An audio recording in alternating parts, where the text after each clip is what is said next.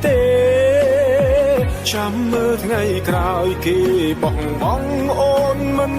ខានហេតុផលអ្វីត្រូវបែកគ្នា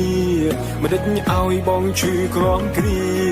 ពាក្យសន្យាពុំមានបាត់ទៅណាហើយខំតស៊ូប៉ុណ្ណឹងដែរចុងក្រោយខ្ញុំគ្មានលទ្ធផលបនសឲ្យខ្ញុំឈឺចាប់ទោះជាយ៉ាងណា